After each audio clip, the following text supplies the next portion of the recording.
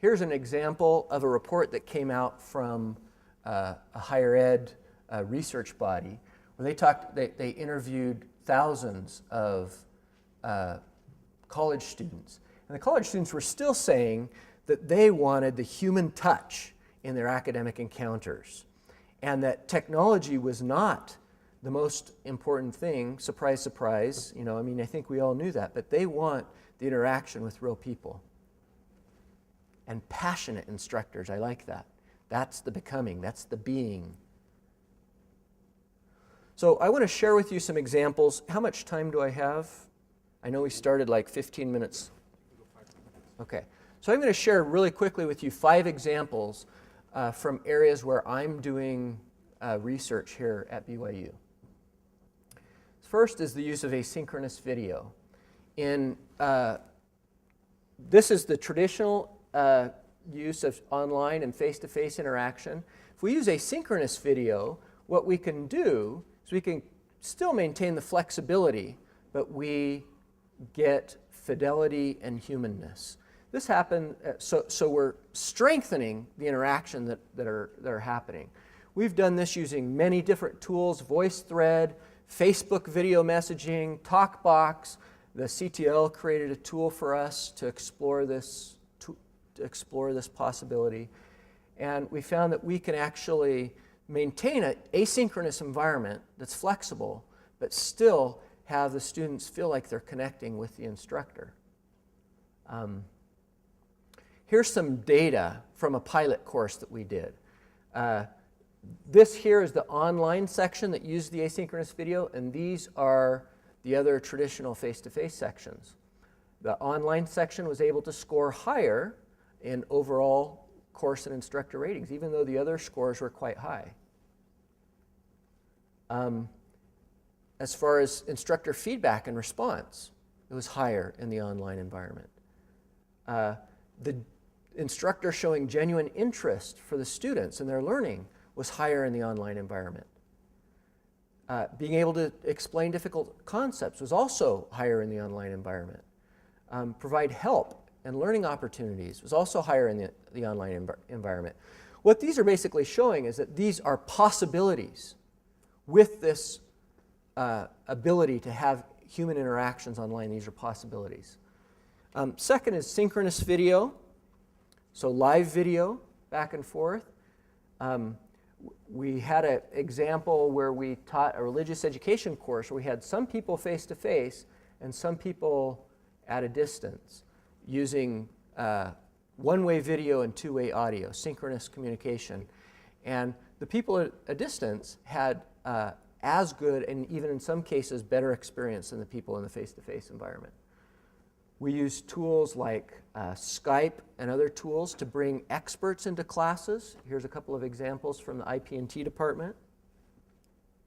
Here's an example where we had students around the world who were participating in a live lecture as well as students who were face-to-face. A third example that I want to share is related to a challenge that's being faced in the LDS church right now with the home study seminary.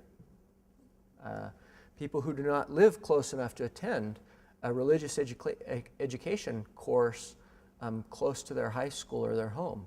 And traditionally, they've gone and taken a correspondence-like course where they have a workbook and they fill things out in their workbook. And they found that attrition rates were very, very low in this environment. So now we have a study going on that's exploring the use of some digital tools to increase the interaction that these online students are having with peers as well as with instructors. Another example is the online learning initiative at BYU Idaho, where they're really trying to focus heavily on the learner-learner interaction. Here's a quote from David Bednar, who was the president of BYU Idaho at the time, and he says, "Technology will have a major impact on how we do our work of instruction. Will the internet classes and technology take place of the professors? No, it won't. Will it change what we do? Yes, it will, in a very significant and profound ways. And then the current president there talks about this initiative to build online courses in which students teach one another. We currently have a dissertation going on there also, looking at the use of student-student interaction to change the experience in an online course, in online courses. Finally, Dave Wiley mentioned briefly the Open High School of Utah. They have quite a different model. Just briefly mention this model. In addition to having rich learner content interactions, one of the things that they've done is they've said, instead of our teachers spending, 5 hours, 1 hour lectures, of the same thing over and over in a classroom, we're going to have that content interaction and presentation of information in an online context, learner content interaction. Then we're going to take the teacher's time, and the teacher's going to spend all of his or her time interacting directly with the students. So the teachers in these online environments, there's students in China, there's students in Utah, in places all around Utah and other places, but some that are international too. The teachers spend their time communicating with those students via Skype, calling on the phone, via email, to find out what their needs are and to help them with their specific needs related to the content. So I just want to pose this question again to wrap back around. Where are you on this island? In what direction are you moving? Are you moving towards this area of integration, or are you moving away from it?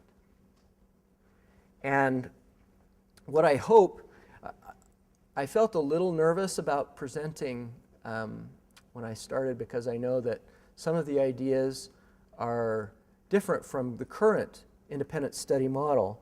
But what I hope you take away from this is that we are in an educational ecosystem that's rapidly evolving. And those who are going to thrive in this ecosystem are the ones who learn how to provide rich content and also rich human interaction.